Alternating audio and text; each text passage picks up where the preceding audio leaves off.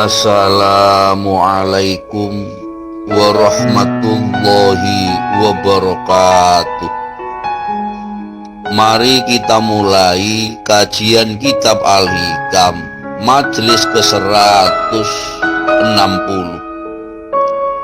Bismillahirrahmanirrahim.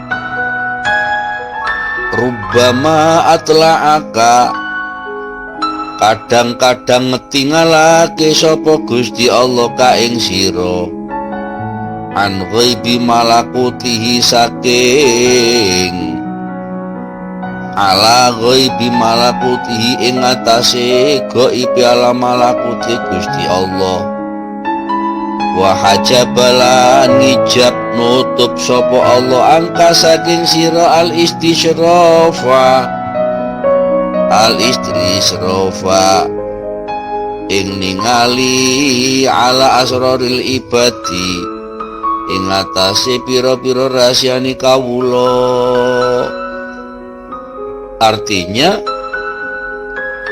kadang-kadang Allah Subhanahu wa ta'ala itu memperlihatkan kepadamu atas gaib alam malakut, dan Allah Subhanahu wa ta'ala menghijab daripadamu melihat atas rahasia-rahasia para hamba.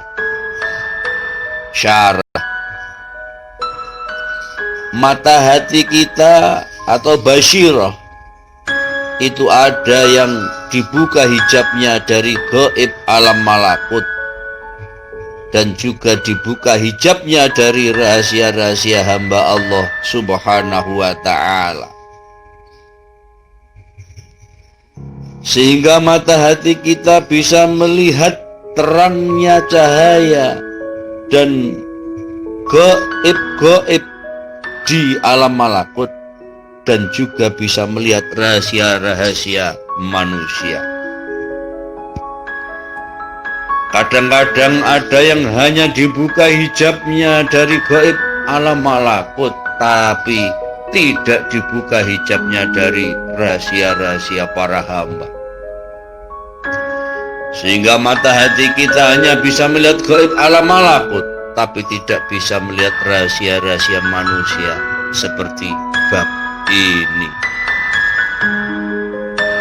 Dan juga kadang-kadang ada yang hanya dibuka hijabnya dari rahasia-rahasia para hamba, tapi hijab dari gaibnya alam malakut belum dibuka, sehingga mata hati kita hanya bisa melihat rahasia-rahasia manusia, tapi tidak bisa melihat gaibnya alam malakut. Terbukanya hijab dari alam malakut itu berhubungan dengan mukasyafah rububiyah. Jadi mereka adalah para kekasih Allah Subhanahu wa ta'ala yang bisa mi'raj ke alam malakut, bahkan alam lahut.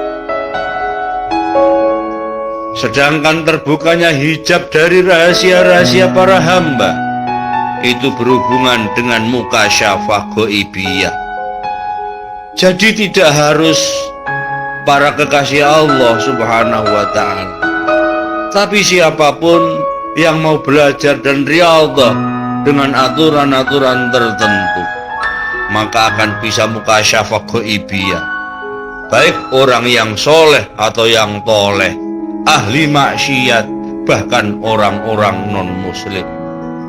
Jadi jangan bangga dulu ketika kita berzikir kemudian bisa melihat di alam-alam gaib, bisa melihat bangsa-bangsa seperti itu.